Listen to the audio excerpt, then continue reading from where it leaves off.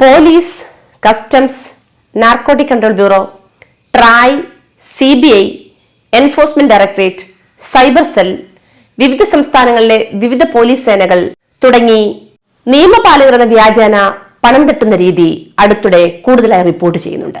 നിങ്ങൾക്ക് വന്ന കൊറിയറിലോ നിങ്ങൾ അയച്ച പാർസലിലോ നിങ്ങളുടെ ക്രെഡിറ്റ് കാർഡ് അതുമല്ലെങ്കിൽ മറ്റെന്തെങ്കിലും രേഖകൾ കണ്ടുവെന്ന് പറഞ്ഞായിരിക്കും ഒരുപക്ഷെ അവർ നിങ്ങളെ ബന്ധപ്പെടുക. അതല്ലെങ്കിൽ മറ്റൊരു സ്ഥലത്ത് നടത്തിയ സെർച്ചിൽ നിങ്ങൾ പാസ്പോർട്ടോ ആധാർ കാർഡോ നിങ്ങളുടെ ഏതെങ്കിലും ക്രെഡിറ്റ് കാർഡോ ഒക്കെ കണ്ടു എന്ന് പറഞ്ഞായിരിക്കും ഒരുപക്ഷെ അവർ നിങ്ങളെ ബന്ധപ്പെടുക.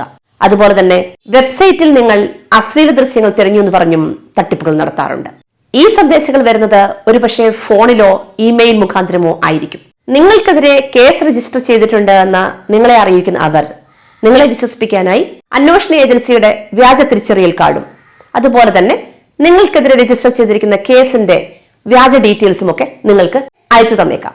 ഈ പറയുന്ന വ്യാജ തിരിച്ചറിയൽ കാർഡിലെ ഓഫീസറുടെ പേര് നിലവിലുള്ള നമ്മുടെ അന്വേഷണ ഏജൻസിയുടെ വെബ്സൈറ്റിൽ സെർച്ച് ചെയ്യുമ്പോൾ ആ ഉദ്യോഗസ്ഥന്റെ പേര് നമ്മുടെ വെബ്സൈറ്റിൽ കണ്ടുവെന്നും വരാം. അത് കാണുമ്പോൾ നിങ്ങൾ കൂടുതൽ പരിഭ്രാന്തരാകുന്നു. എന്നാൽ ഈ തട്ടിപ്പുകാർ നിങ്ങൾ ഇങ്ങനെ ഈ പറയുന്ന തിരിച്ചറിയൽ കാർഡിലെ ഡീറ്റെയിൽസ് വെബ്സൈറ്റിൽ കയറി സെർച്ച് ചെയ്യുമെന്ന് മുന്നേ കണ്ടാണ് നമ്മുടെ പോലീസ് ഓഫീസേഴ്സിന്റെ ഡീറ്റെയിൽസ് തന്നെ വ്യാജ തിരിച്ചറിയൽ കാർഡ് ഉണ്ടാക്കിയിരിക്കുന്നത്. ഫോണിൽ വീണ്ടും വിളിച്ച് നിങ്ങളെ ഭീഷണിപ്പെടുത്തുന്ന അവർ സ്കൈപ്പ് പോലെയുള്ള വീഡിയോ കോളിൽ പങ്കെടുക്കാൻ നിങ്ങളെ നിർബന്ധിക്കുന്നു.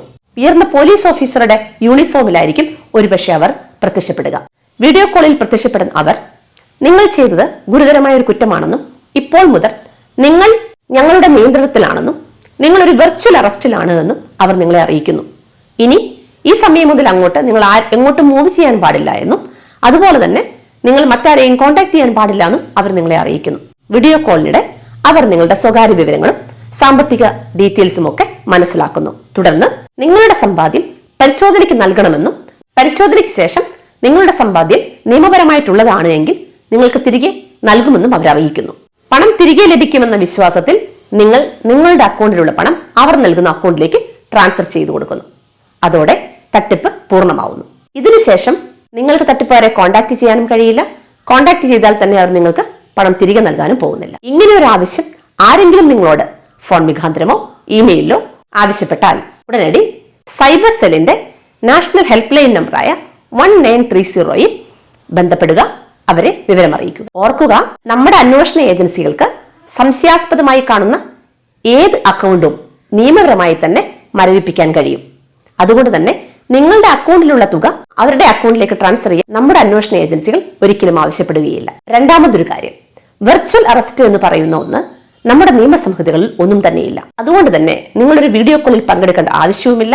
ഇനി പങ്കെടുത്താൽ തന്നെ സംശയം തോന്നുന്ന വശം അത് ഡിസ്കണക്ട് ചെയ്ത് 1930 ബന്ധപ്പെട്ട് കാര്യങ്ങൾ ബോധിപ്പിച്ചതിന് ശേഷം ശരിയാണോ എന്ന് ബോധ്യപ്പെട്ടാൽ തിരികെ അന്വേഷണ ഏജൻസിയെ വിളിക്കാമല്ലോ. ശ്രദ്ധിക്കുക, ഇത്തരമൊരാവശ്യം നിങ്ങൾക്ക് ഇമെയിൽ മുഖാന്തരമോ ഫോൺ മുഖേനയോ ഏതെങ്കിലും ഒരു മാർഗത്തിൽ കൂടെ നിങ്ങൾക്ക് ലഭിച്ചാൽ ഉടനടി cyber department national help line നമ്പറായ 1930 ഉടനടി ബന്ധപ്പെടുക.